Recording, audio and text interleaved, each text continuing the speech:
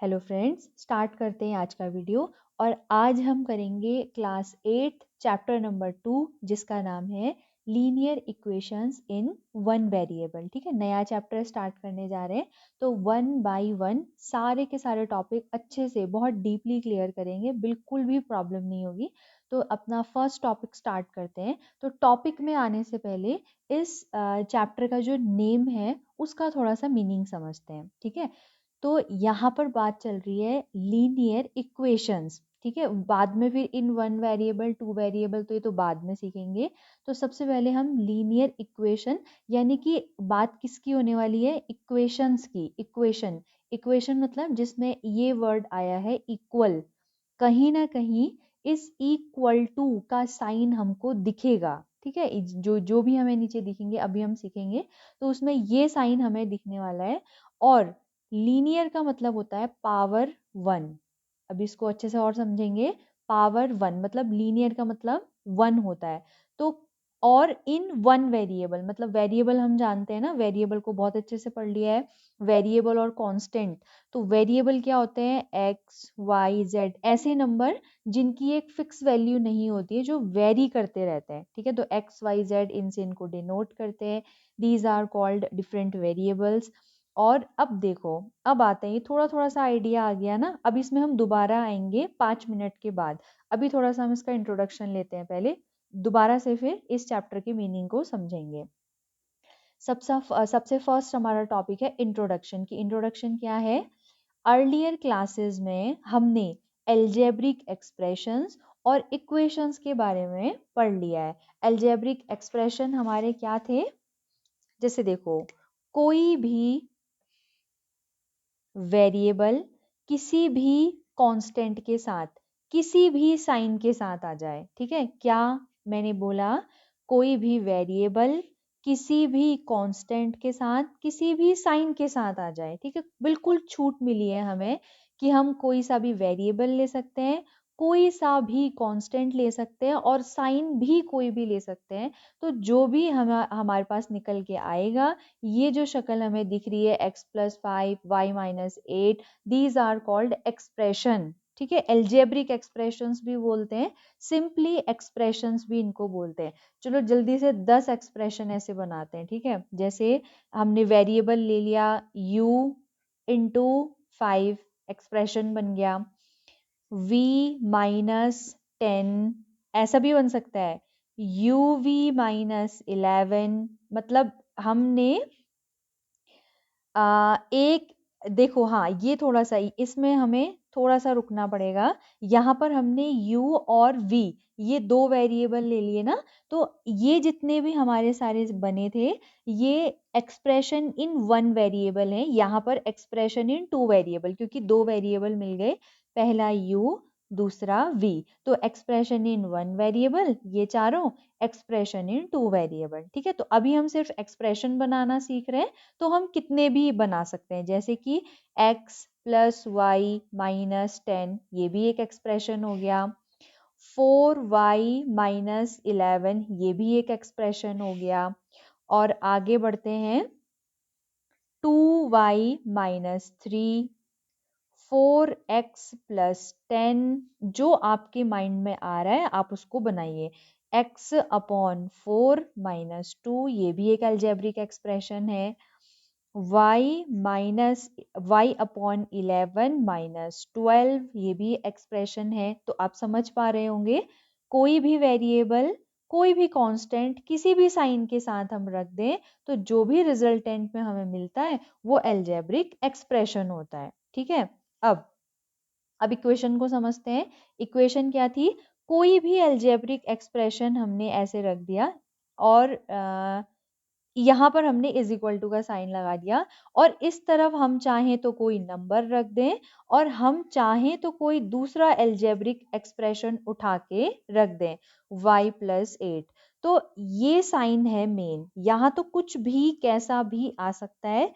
अगर ये साइन हमें दिख गया है इक्वल टू का साइन, ये इक्वल इक्वल का साइन हमें दिख गया है। तो ये एल्जेब्रिक एक्सप्रेशन का नेम थोड़ा सा और बदल करके क्या हो जाता है, इक्वेशन हो जाता है। जैसे ये जितने भी सारे एल्जेब्रिक एक्सप्रेशन हमने बनाए थे, इनको अगर हम चाहें तो इक्वेशन में कन्वर्ट कर दें। कैसे करना है, बहुत सिंपल है, बस इनके आगे इज इक्वल टू का साइन लगा के कोई भी एक यहाँ भी इंट्रोड्यूस हम कर दें, मतलब लिख दें सिंपल, इज इक्वल टू का साइन लगा के 0 लगा दिया, इज इक्वल टू का साइन लगा के x अपॉन 2 प्लस 4 ये यहाँ भी हमने ऐड कर दिया। ठीक है, तो अपने मन से ये जो भी मेरे माइंड में आ रहा है मैं बस रखते जा रही हूँ उनको, बस मेन है कि ये साइन आ जाए। तो इज इक्वल टू का साइन आ जाता है तो वो हमारा क्या बन जाता है, इक्वेशन बन जाती है।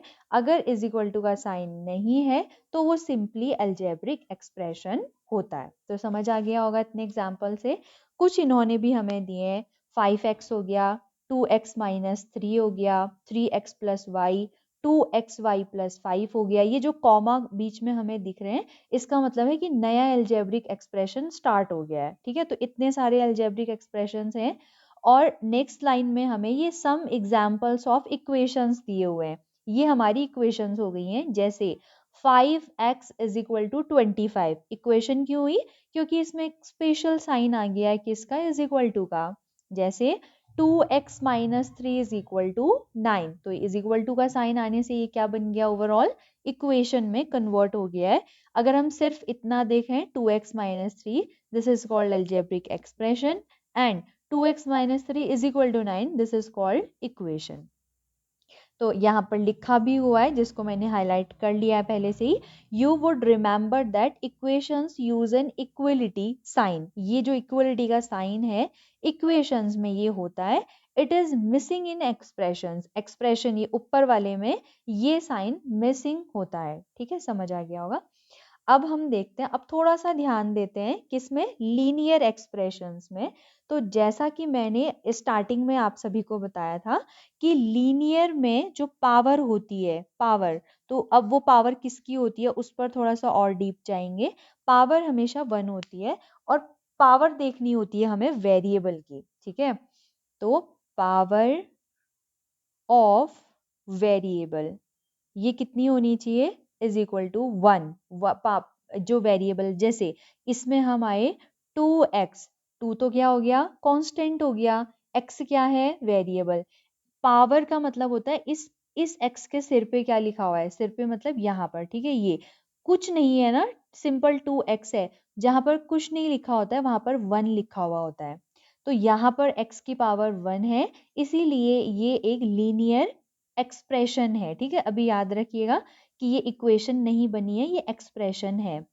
सिमिलरली 2x प्लस 1 में ना 2 पर ध्यान देंगे ना 1 पर, हम देंगे वेरिएबल की पावर पर। तो x के ऊपर कुछ नहीं है तो 1 होगा, तो वेरिएबल की power is equal to 1, therefore this is called a linear expression. Similarly 3y minus 7 में भी वेरिएबल y है और इसकी पावर कितनी है, 1, तो this is also called a linear expression. इसमें हम देखेंगे 12 माइनस 5z में z की पावर कितनी है, 1, तो ये भी लीनियर हो गया। 5 अपॉन 4 इंटू एक्स माइनस 4, तो x पे हमारा ध्यान जाना चाहिए, बाकी इस पे नहीं जाएगा। x क्या है, लीनियर है, x की पावर 1 है, तो ये पूरा एक्सप्रेशन क्या हो गया, लीनियर एक्सप्रेशन हो गई। जबकि अगर हम इनमें ध्यान दें, ये इन नीचे वालों में ध्यान दें, x की पावर 2 दिख रही है हमें इस वाले एक्सप्रेशन में, यहाँ y की पावर यहाँ तो 1 है लेकिन नेक्स्ट टर्म में y की पावर 2 हो गई, तो ओवरऑल तो इस एक्सप्रेशन में y की हाईएस्ट पावर कितनी है, 2, तो ये एल्जेब्रिक एक्सप्रेशन नहीं है। ठीक है, सिमिलरली यहाँ पर हम देखेंगे तो ये z की पावर 2 भी आ गया है, z की पावर 3 भी आ गया है, तो हाईएस्ट पावर z की क्या हो गई, 3, यानी कि 1 से बड़ी हो गई है। तो ये वाला हमारा क्या हो गया, लीनियर एल्जेब्रिक एक्सप्रेशन नहीं हुआ। ठीक है, लीनियर नहीं हुआ। तो अब देखो हम सिंपल समझते हैं linear equation in one variable, इसको पूरा एक एक करके समझते हैं। तो सबसे पहले हम बनाते हैं एक्सप्रेशन, क्योंकि पहले एक्सप्रेशन बनता है देन इक्वेशन बनती है। ठीक है, तो हम सबसे पहले एक एक्सप्रेशन बना देते हैं। मान लो सिंपल सा एक्सप्रेशन हमने बनाया, x minus two and is equal to 0। इतना सिंपल एक्सप्रेशन बना दिया ये एक्सप्रेशन, और इज इक्वल टू का साइन लगाया और 0 लगाया, तो हमारी ये क्या बन गई, एक इक्वेशन बन गई। ठीक है, अब हमने देखा इक्वेशन तो बन गई है ना, इक्वेशन। अब इसके बारे में थोड़ा सा और खास बात हमें पता चली कि इसमें x की हाईएस्ट पावर कितनी है, 1 है ना, तो हम इक्वेशन के आगे लगा देंगे कि ये लीनियर इक्वेशन है। ठीक है, ये क्या है, लीनियर इक्वेशन है।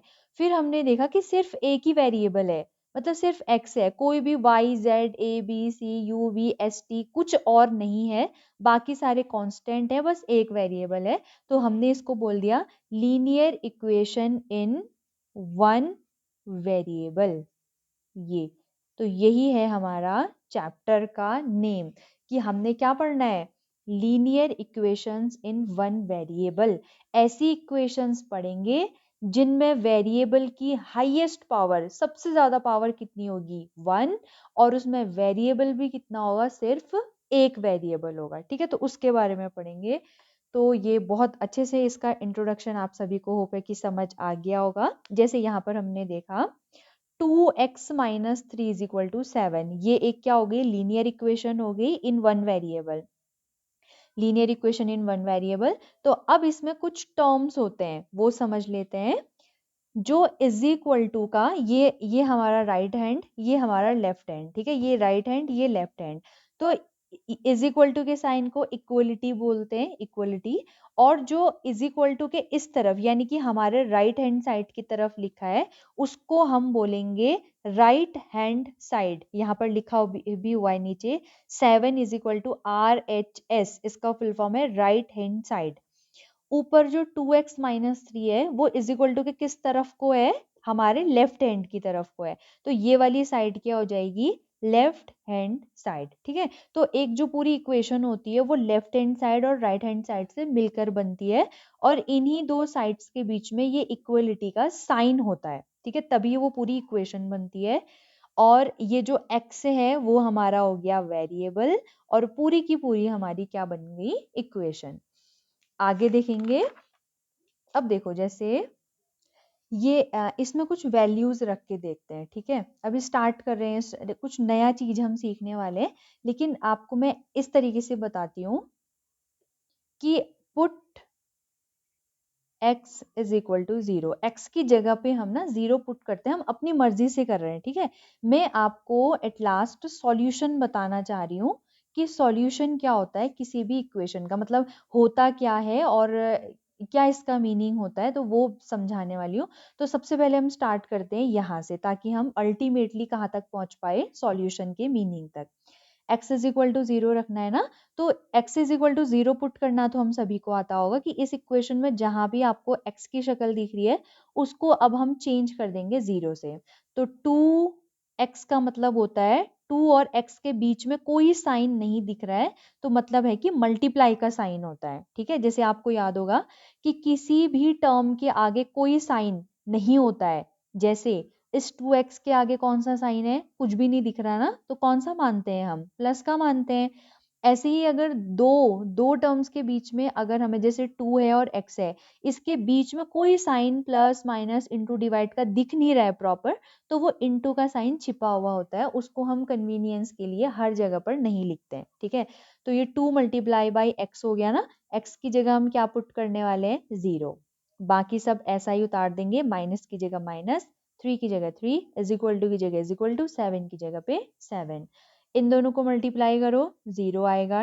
0 से किसी को भी मल्टीप्लाई करते हैं, कितना आता है, 0 माइनस 3 इज इक्वल टू 7। अब 0 को लिखे ना लिखे कोई फर्क नहीं पड़ता, तो ये माइनस 3 इज इक्वल टू 7 हो गया। ठीक है, ये आ गया।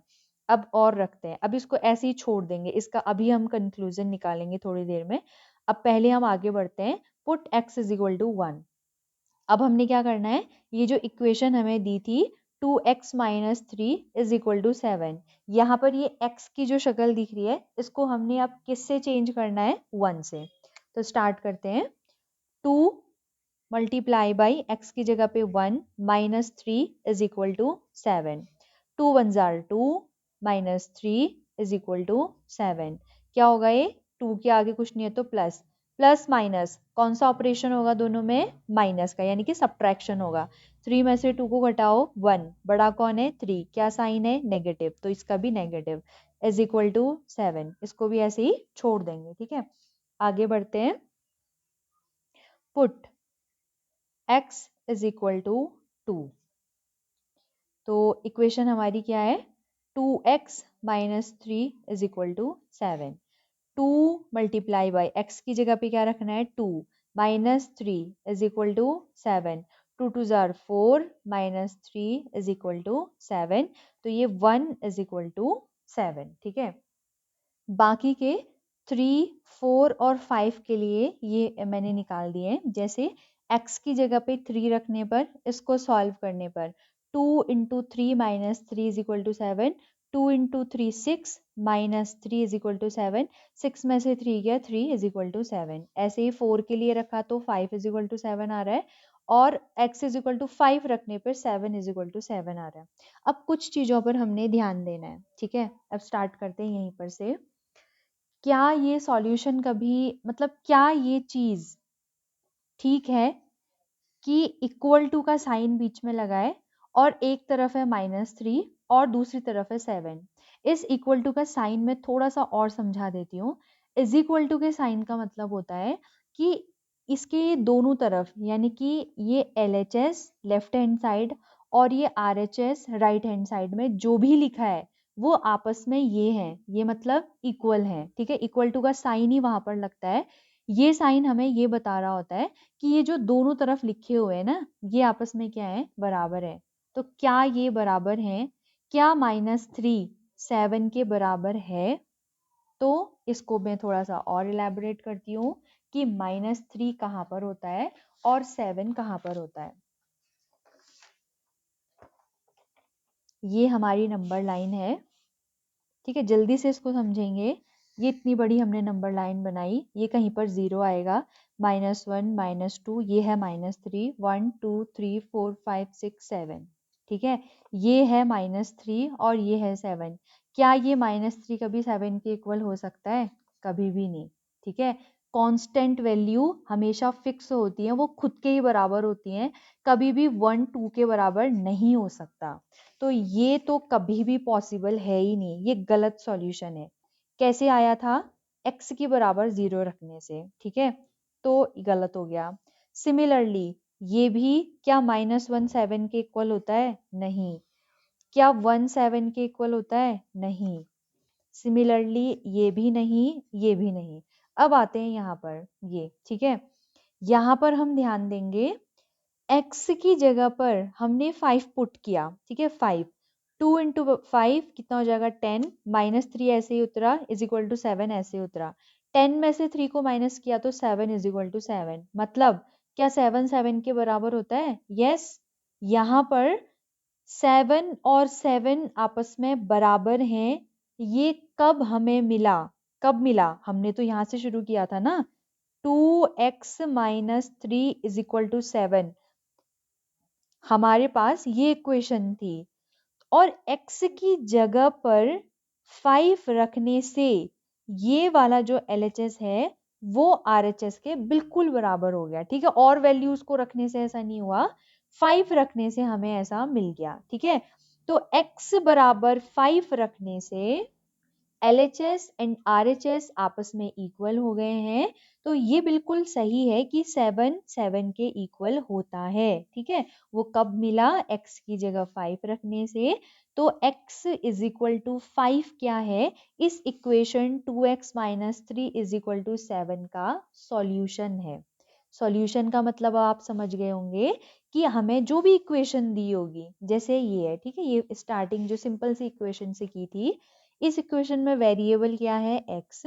तो x की हमने एक वैल्यू निकालनी है। ठीक है, वैल्यू की 0 है क्या 1 है क्या 2 है ये x, क्या 3 है क्या 4 है, क्या है ये x। ठीक है, और ऐसी वैल्यू मतलब कैसे करेंगे कि क्या होगा, रखने को तो हमने 0 भी रखा, 1 भी रखा, 2 भी रखा, बहुत सारी वैल्यू रखी, लेकिन हम कहाँ तक पहुंचे कि सिर्फ x की जगह पे 5 होना चाहिए, क्योंकि और जगह तो ये डज नॉट इक्वल वाली कंडीशन आ रही थी कि ऐसा पॉसिबल ही नहीं है, ठीक है, इट इज नॉट पॉसिबल। तो ऐसे वाले सॉल्यूशन नहीं होते हैं। सॉल्यूशन वो होता है जिसके लिए LHS और RHS आपस में क्या हो जाते हैं, इक्वल हो जाते हैं, ठीक है। तो जैसे यहाँ पर है, अगर इस इक्वेशन में आप x की जगह पे 2 रख देते हैं, x की जगह पे क्या रखेंगे, 2, तो 2 रख के देखिए, x की जगह पे 2 रखा, माइनस की जगह पे माइनस, फिर से 2 इज इक्वल टू 0, ठीक है। तो ये +2 और -2 आपस में कैंसिल आउट हो गए, और ये LHS और RHS आपस में इक्वल हो गए, क्या रखने से, x की वैल्यू क्या रखने से, 2। तो 2 क्या हो गया, इस इक्वेशन का सॉल्यूशन हो गया, ठीक है। होप कि आपको ये सॉल्यूशन वाला कॉन्सेप्ट अच्छे से क्लियर हो गया होगा कि सॉल्यूशन क्या होता है किसी भी इक्वेशन का, ठीक है। तो सॉल्यूशन की डेफिनेशन यहाँ पर हमें दी है कि सॉल्यूशन क्या होता है, किसी भी इक्वेशन में दो पार्ट होते हैं, एक LHS होता है, एक RHS होता है, तो वो दोनों इक्वल टू का साइन बताता है कि ये दोनों आपस में इक्वल है, ठीक है। जैसे कि ये है, तो यहाँ पर देखो for x is equal to 5, ये 7 इज इक्वल टू 7 हो रहा है, ठीक है। तो x की जगह पे 5 रखने से सॉल्यूशन की वैल्यू, मतलब इक्वेशन की LHS और RHS की वैल्यू पूरी आ रही है इक्वल, तो x is equal to 5 is the solution of the equation. इसी को क्या कहते हैं, सॉल्यूशन कहा जाता है। तो आपको इतना तो समझ आ गया होगा ना।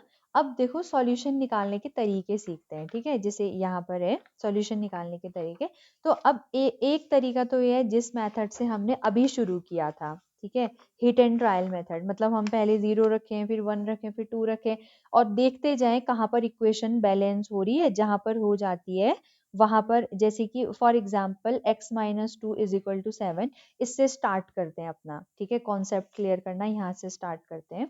तो जैसे ये एक इक्वेशन है, यहाँ पर हमें इस x की वैल्यू निकालना है। सॉल्यूशन का मतलब जो वेरिएबल है उसकी वैल्यू ढूंढ के बता दो, और ऐसी वैल्यू जिसमें ये LHS इस RHS की क्या हो जाए, इक्वल हो जाए, ठीक है।